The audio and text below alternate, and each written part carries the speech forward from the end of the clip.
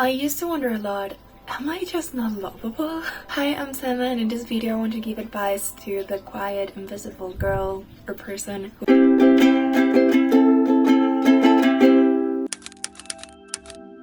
I think the biggest issue for me growing up was always comparing myself to my friends. I saw them sharing connection with people. I saw them always being picked out at PE. I saw them raising their hand, giving an answer in class. And I thought a lot, why not me? I wasn't chosen for a sport team. I got anxious whenever we had to pick groups in class in case my friends did not want to go with me and I had nobody to go with. When we changed the seats arrangement, I also felt really anxious to see who was going to be next to me. And with time, not only the actions of people made me feel invisible, but also I started to deem myself in order to not be seen. I put my worth and my actions to what was expected or to what I thought was expected of me. But the truth is, your worth doesn't equal to how many people you communicate to daily, or how many times you've chosen first for the project, or how many people see you in one way or another. Because first of all, you're human, and by being a human, your worth is amazing. But for me, your worth depends on two things. One, how you be yourself, and two, how much love you share to the world. So my first advice is building up your self-esteem by changing thoughts and words that might be negative to kind ones about yourself. Write things daily that you admire about yourself, even if it's just small little details or actions you did that day. And every time you catch yourself comparing yourself to others, be happy for them, be grateful for yourself, and show growth. Something like, I'm so happy they have a lot of friends. I'm grateful for the friends that I have. I might not be able to talk to people yet, but I will. You see, I had, and still have, a lot of anxiety. For me, raising my hand in class, reading out loud, doing a presentation, all of this was hell. School is a place to learn, right? By choosing to not ask questions if I didn't understand something, or depending on my friend to ask for me, I was actually sabotaging myself. Now, I had the luck, and I still have the luck, that I learn really fast. And I understand things really easily. But I know some people don't. And I had hard times sometimes. And waiting for someone to just ask you the question, the thing that you didn't understand, isn't helpful.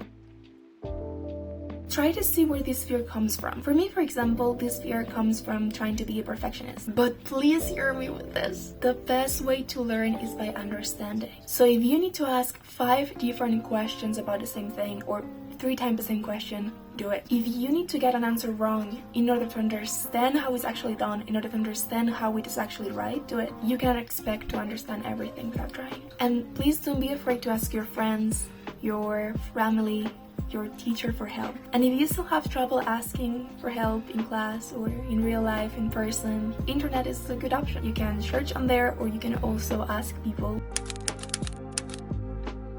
People are mean.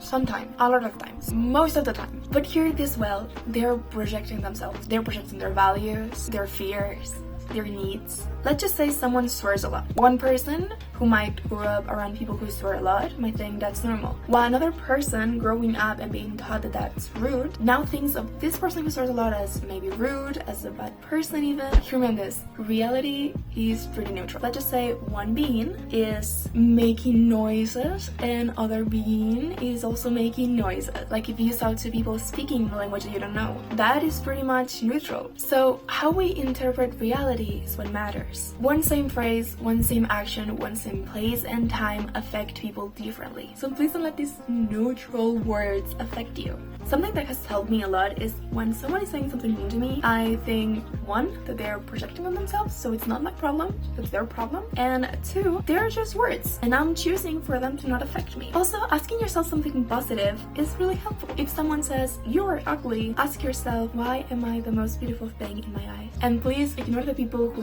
base their existence on just other people's lives.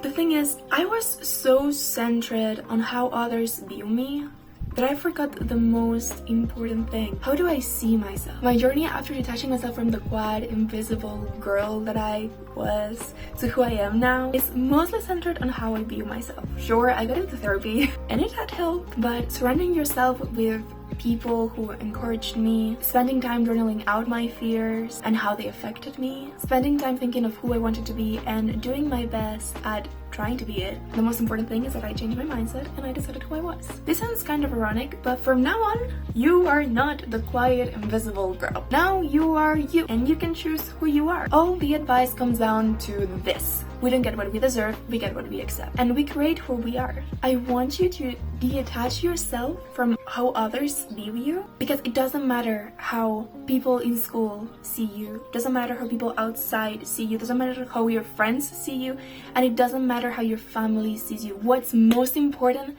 is how you see yourself. If you have a bad attachment to the quiet invisible girl like I did, where I thought I wasn't enough, then delete it. That's not you. Because why would you be something you don't want to? The second you build who you want to be, it's the moment your life changes. Create vision boards that inspire you to be yourself. Say affirmations or affirmations. Put in the world and show up for yourself. If they can see you, see yourself. And that honestly changed my life. Not only now I ask questions about every single thing that I don't know. Not only now I'm comparing myself less and less and less with people and showing more gratitude to myself and to others. Now I choose to spread love to the world, but most importantly, to myself. I am a reflection of who I think I am, not a reflection of nothingness. It all comes down to how I see myself. So it all comes down to how you see yourself.